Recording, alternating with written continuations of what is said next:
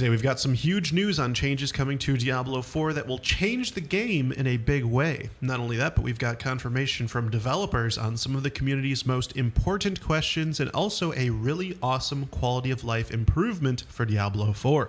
And before we begin, don't forget to click the like and subscribe buttons if you learned something new. Alright, so first up, number 1, Adam Jackson announced how to get the rarest uniques in the game. He posted, and I quote, number 1, they can drop from level 85 plus enemies.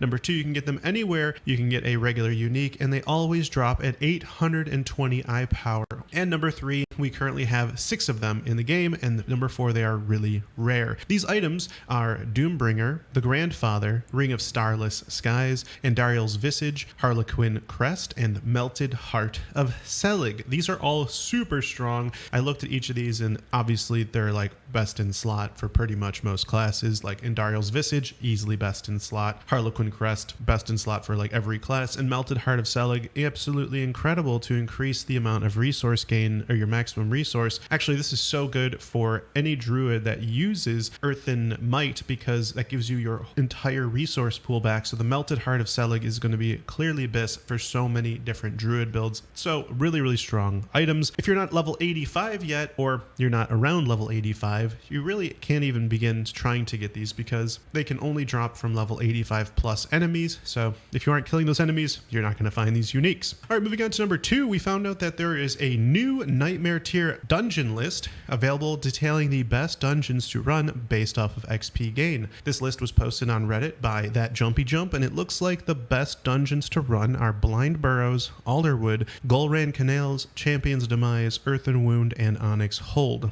Now this definitely sounds right. As a level 80, I definitely agree that these are great, not only for their monster density, but these are right next to waypoints and you can get to them super fast. It's interesting because Blizzard tried to normalize the monster density across dungeons, but honestly, I haven't noticed a difference. Dark Ravine at F tier is no surprise. It takes forever to get there, and the monster density within really doesn't make it worth it. All right, moving on, I have a pro tip for you all. When you sort your consumables, it sorts your Nightmare dungeons from highest level to lowest. This is actually super helpful because I know I'm always mousing over my different Nightmare dungeon sigils, trying to find one that makes sense, one that's perfect for the level I'm looking for. Typically, you try to look for a Nightmare dungeon that's about 50 levels lower than what you are. So if you're level 70, you kind of want like a level 20 Nightmare tier sigil. And so this helps you sort of sort them, and so you know if you go to the left or right, if you're going to get higher level or lower level. Really cool tip that I noticed. Helps me choose my Nightmare dungeons much faster. All right, number 4, we found that there are new updates that are going to be changing Diablo 4. Finally, druids will stop seeing barbarian uniques. Things like Overkill, Hellhammer, and Ancient's Oath will no longer drop for druid players, and they will no longer be able to equip them. Now, I actually saw a Hellhammer drop, and I was like,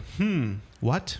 And I could use it, but no longer. If you had the item equipped, you can keep using it, which is kind of cool in a way to show that you experienced this bug back in the day. But if you take it off, you won't be able to re-equip it, so be warned. Not only that though, another hotfix just hit the servers, which fixed a bug allowing monsters to spawn infinitely from cellar events. This is pretty crazy because that would actually be a really good thing if you asked me. The monster density we all dream of come to life. Unfortunately, we won't be seeing that anymore, and I doubt very many saw this because honestly, I think most players skip sellers because in most cases they aren't worth it. And now after this fix, even more reason to skip that seller. Barbarians also received a hidden buff. Blizzard announced that they are reverting a performance change which inadvertently reduced the damage for Hammer of the Ancients. So barbarians can rejoice that their ability will be doing more damage again thanks to this fix. Now I know this isn't really the meta. Some barbarians use it, but most barbarians are Whirlwind. But for the few that do use Hammer of the Ancients, this is certainly good news. In other news, there is an awesome post on Wowhead which calculates the total cost for completely refunding your skills in Paragon points, and the cost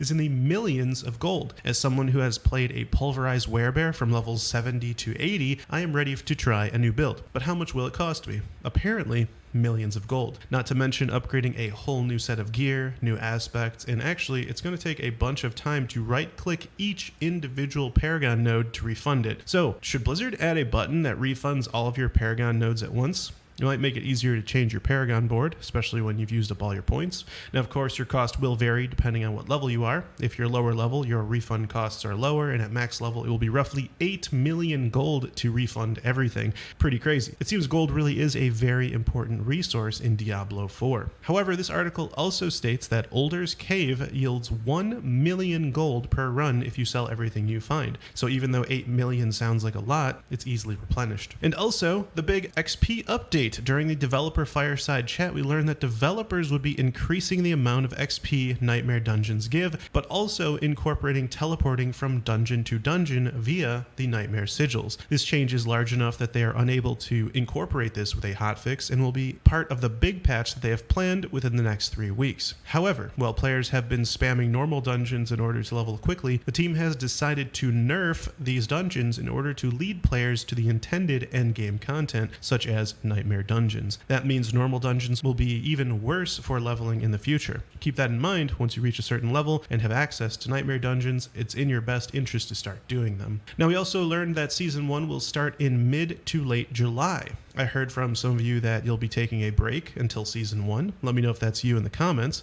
Are you still playing, or are you waiting for Season 1 to start a fresh new character? We learned that going into Season 1, you will keep map discovery, but not only that, the Diablo 4 team is re-evaluating what renown systems will need to be repeated as part of new seasons. We also learned that the portion of the map that has been discovered in the Eternal Realm will remain discovered in seasonal realms, and the renown associated with these explorable areas will also be rewarded automatically to each new character. So that's a nice buff for all future seasonal characters and a good reminder to explore everything so that you can have that going into the first season. Similarly, altars of Lilith that have been previously discovered will remain discovered on future characters. The renown associated with these altars will also be earned automatically for all new characters.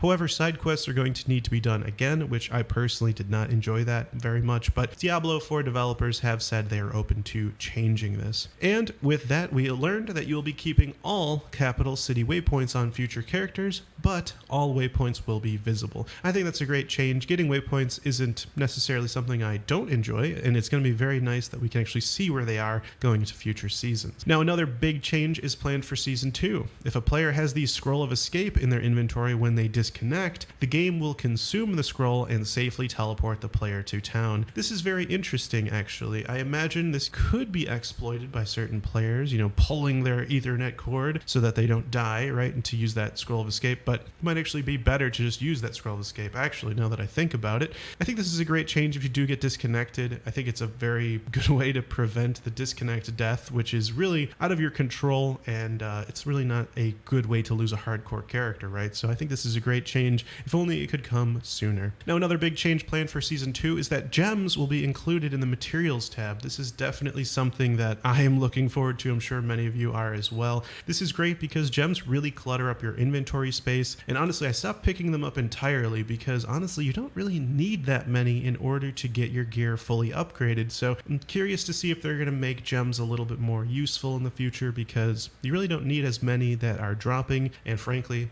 it's probably in everyone's best interest to stop picking them up at some point. So adding it to the materials tab, yeah, I'll keep picking them up once that's added, but also, are we ever going to use them? I'm not sure. And the last big update for Season 2 that we learned about is that resistances are less valuable than they want them to be. Developers are working on changes to increase their value, but due to the complexity of the calculations, that the changes are going to take some time. So expect changes around Season 2 for this regard. We may see resistances getting a buff.